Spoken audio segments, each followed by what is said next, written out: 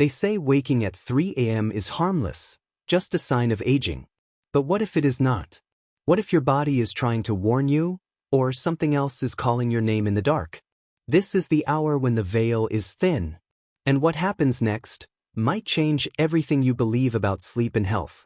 Why older adults keep waking up at 3 a.m. and what it really means for your health and sleep. The room was silent, yet her eyes flew open. The clock glowed in the darkness. 3 a.m. A cold draft slid across her skin. The blanket felt heavier than usual. Her breath was slow, but her heart raced. She could hear the faint ticking of the wall clock. Each sound felt sharper in the stillness. The air smelled faintly of something metallic. She sat up, rubbing her temples. The street outside was empty. The lamp across the road flickered once. Her mind was awake, yet her body begged for rest. Why this time again and again?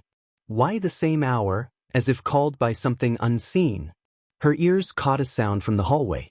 A soft creak of wood, as if a foot had pressed down. The silence returned, heavier than before. She stared at the clock. The numbers did not change. 3 frozen. Her hands felt clammy. Her chest tightened. The air seemed thicker, harder to breathe. The ticking of the wall clock stopped. A shadow moved across the doorway. The shadow lingered. Still, almost human. Her throat felt dry. The room was colder now. Her fingertips trembled against the bedsheet. She reached for the lamp. The switch clicked. Nothing. The bulb stayed dark. Her breath came faster. She could hear her own heartbeat in her ears. Every muscle told her to run. But she did not move. The shadow swayed. Slow. Deliberate. Like it knew she was watching.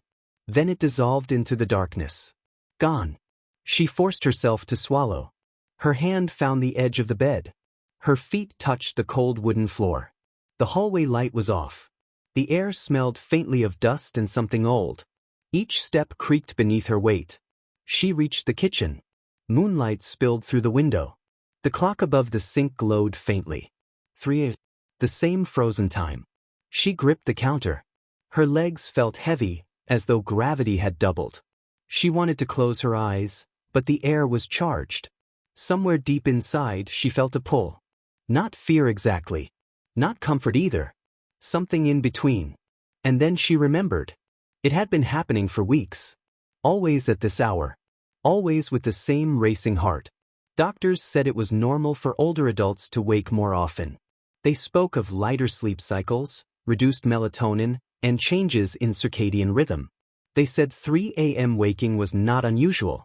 But this did not feel like a body clock issue. It felt like a summons. Her late husband used to wake at this hour too. He never told her why. She never asked. Now she wished she had. She poured a glass of water. The liquid shimmered in the moonlight. Her hands shook as she lifted it to her lips.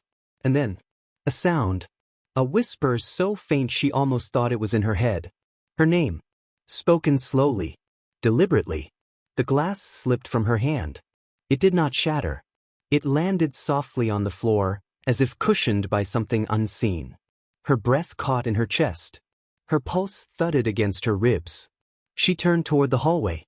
The shadow was there again. Closer. It moved without sound. Its shape shifted slightly as though made of smoke. Her knees weakened. She felt an odd warmth in her chest. Pain. A deep, pressing sensation, like someone holding her from the inside. Her mind raced. Was it the heart? An arrhythmia? A warning sign? She thought of the articles she had read.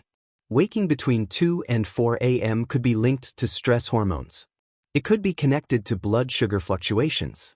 It could even be the body's signal of cardiovascular strain. But there was something else. Something the doctors had not explained. The shadow stepped forward. The air thickened. She could no longer hear the ticking clock. Her vision blurred at the edges. Her limbs grew heavy. It felt like the moments just before fainting. And yet, there was no panic. Only the strange sense that she was not alone in her own body. She tried to speak. Her voice would not come. The shadow extended something. An arm, a hand, a reach. It hovered inches from her chest. The warmth deepened. Her eyes stung with tears. Memories flashed. Her childhood home. Her first dance. Her wedding day. The night her husband died.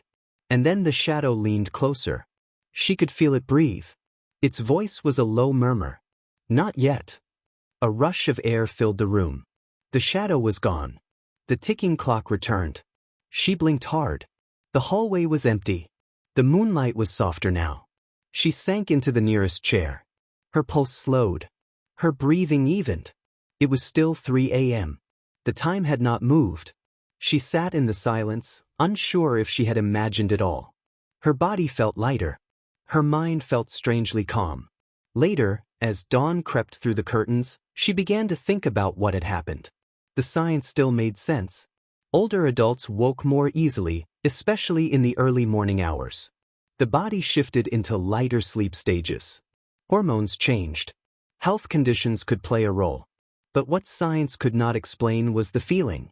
That deep, unshakable sense that something, or someone, had been there. Watching. Waiting. And choosing to let her stay. She wondered how many others woke at 3 a.m. Not because of noise. Not because of age. But because something called them. The next night, she went to bed early. The house was quiet. Her body felt tired, yet her mind was alert. When she opened her eyes again, the clock read 3 a.m. She waited. The air shifted. Somewhere in the darkness, a shadow moved. And this time, she was ready. She sat up slowly. Her back ached. Her joints complained with each small movement. But her eyes did not leave the corner of the room. The darkness there felt thicker. Almost alive. Her breath was slow and measured. She wanted to see it before it saw her. The air in the room cooled. A faint shiver traveled up her spine. Somewhere far away, a dog barked once, then fell silent. The shadow began to take shape. It did not rush. It did not hide. It came forward as if it had been invited. This time, she noticed its edges. They were not smooth. They rippled like smoke in slow motion. Her hands rested on her lap. No trembling now. She wanted answers. The shadow stopped halfway between her bed and the door. She could feel its gaze, though it had no face. Her mind darted between fear and curiosity. She thought of all the times she had dismissed the 3 a.m. waking, blaming it on age, on the mind, on biology. But deep down, she knew this was different. This was not the usual restlessness of the elderly.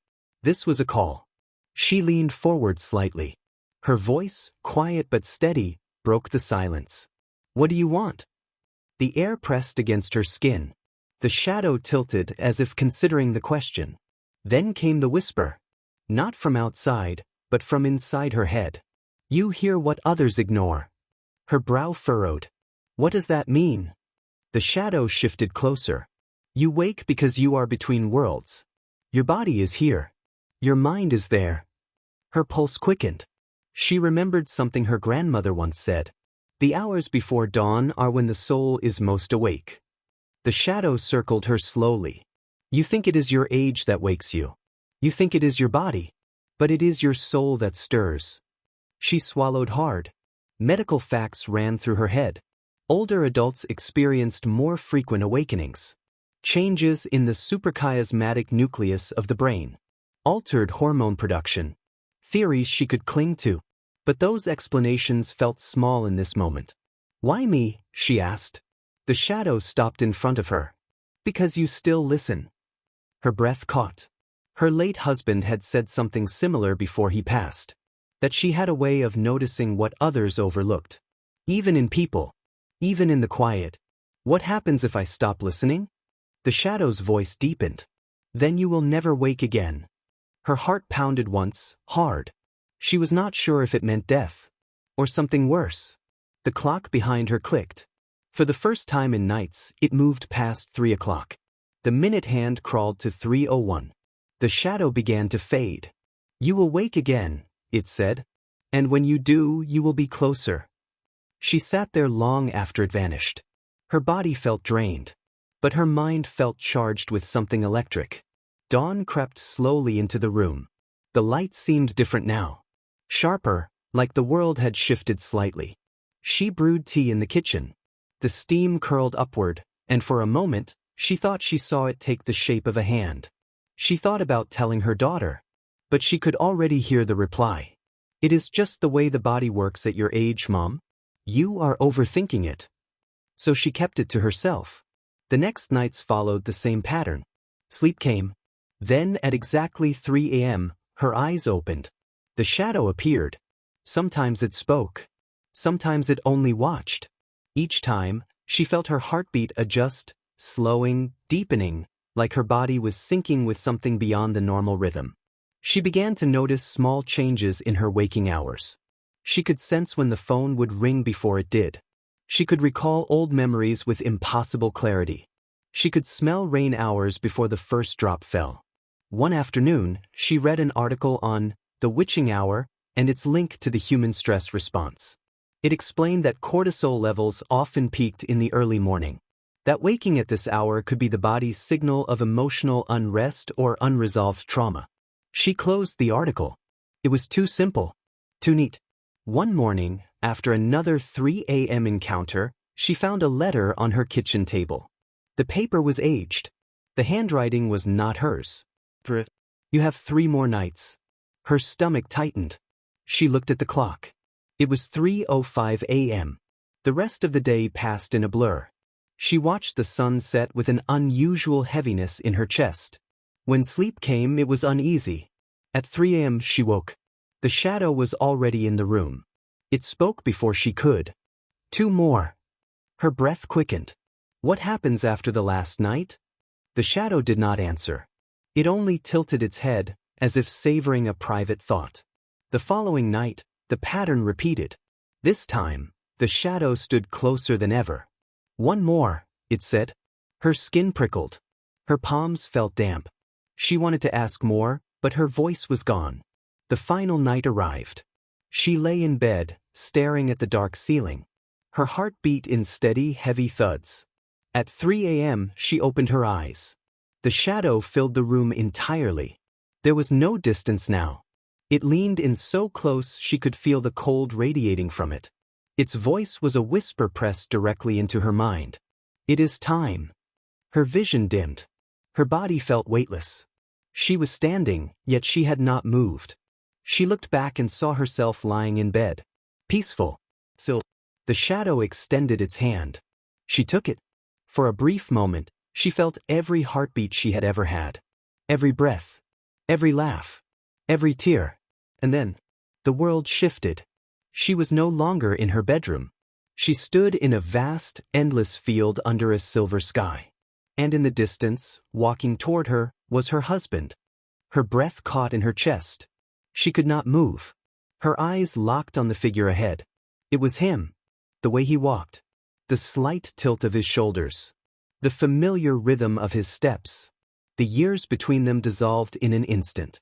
Her heart ached with a mix of joy and fear. He smiled the way he always had when she caught him staring. Gentle.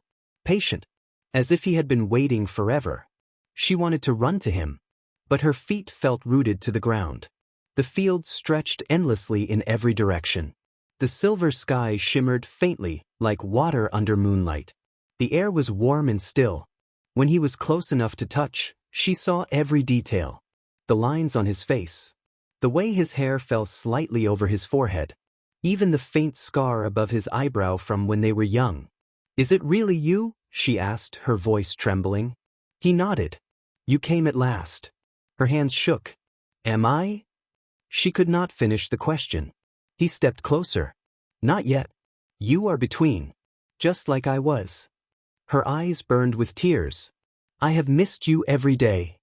And I have been here every night, he said. Every time you woke at 3 a.m. I was near. But you could not see me until now. She felt a sharp pull in her chest. It was not pain. It was the awareness of her body far away, still lying in bed. He reached out and took her hand. His touch was warm. Too real to be a dream. You are here because you are ready to remember, he said. Not just me. Not just us. But the truth. Her brow furrowed. What truth? He turned and began to walk toward the horizon. She followed, her feet light against the grass that bent but never broke beneath her. As they walked, The sky shifted from silver to gold. Shapes appeared in the distance. They were not people, not exactly. More like silhouettes of memories. She saw her childhood home. The tiny kitchen table where she had done her homework. Her father's old chair. Her mother's hands kneading bread dough. Each step forward brought new visions. Her wedding day. Her children's first steps. The moment she and her husband danced in the living room with no music. She felt each memory not just in her mind but in her body. The taste of cake on their wedding night. The weight of her newborn in her arms. The texture of her husband's shirt against her cheek. They stopped before a shimmering doorway made of light. It pulsed gently, like a heartbeat. "This is where the waking leads," he said. "It is why you have been called." Her throat tightened. "Called for what?" "To let go," he replied softly. "But also, to choose." She looked at him sharply. "Choose?" "Yes," he said. "You can step through now and be with me. Or you can turn back, return to your body, and finish the time you still have." Her chest rose and fell quickly. She thought of her daughter. Her grandson. The unfinished stories she had yet to tell. "But why at 3 a.m.?" she asked, her voice breaking. He smiled faintly. "Because it is the hour when the veil is thin. When the body rests but the soul listens. The living ignore it. The dying cannot. And those between are given a choice." Tears streamed down her face. She ached to stay. She longed to walk into that golden light and never wake again. But she also felt the pull of her life.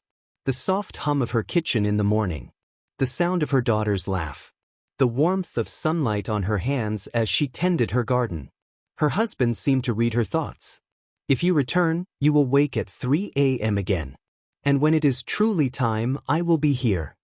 Her voice shook. "Will it hurt?" "No," he said, squeezing her hand. "It will be like falling into a warm dream." She looked at the doorway one last time. Then she looked back at him. "I will come back," she whispered. His smile deepened, though his eyes shone with sadness. "I will be waiting." The light around them began to dim. The field dissolved into darkness. She felt herself being pulled backward, faster and faster, as though drifting down a river. She gasped and opened her eyes. Her bedroom's ceiling came into view. The clock read 3:01 a.m. Her cheeks were wet with tears. Her hand was clenched around something. She opened it slowly. A small silver button lay in her palm. The one from his favorite coat. The one she had lost years ago. She stared at it, her breath shaking. It was real. It was impossible. And yet, there it was. When morning came, she moved slowly through the house. Her body felt heavier, but her mind was light. She brewed tea and sat by the window, watching the sun rise. She knew she would not tell anyone about the button. Some things were not meant to be explained. Some things were meant to be held close, like a secret between hearts. That night, she went to bed without fear. She knew she would wake again at 3 a.m. And when she did, she would listen. Not just for him, but for the truth that waited in the space between night and dawn. That morning felt different. The air in the house seemed softer. Every sound felt gentler. She moved slowly, but without the weight she had carried for months. The silver button lay on the table beside her tea. She touched it once, just to feel its solid shape. She thought about the choice she had made. And she knew it had been the right one. In the weeks that followed, the 3 a.m. waking continued. But it no longer startled her. It no longer felt like an intrusion. Instead, it was a quiet reminder. A private moment between her and the unseen. Sometimes there was only stillness. Sometimes she felt the faintest warmth, like a hand in hers. Sometimes, a whisper brushed the edges of her thoughts. And always, the same promise lingered. When it was truly time, she would not be alone. The days felt richer now. The sunlight on her garden flowers seemed brighter. The laughter of her family felt deeper. Even the quiet had its own beauty. She no longer feared the night. Because she understood it. She understood herself. And when she closed her eyes each evening, she knew, somewhere beyond the veil, he was still waiting.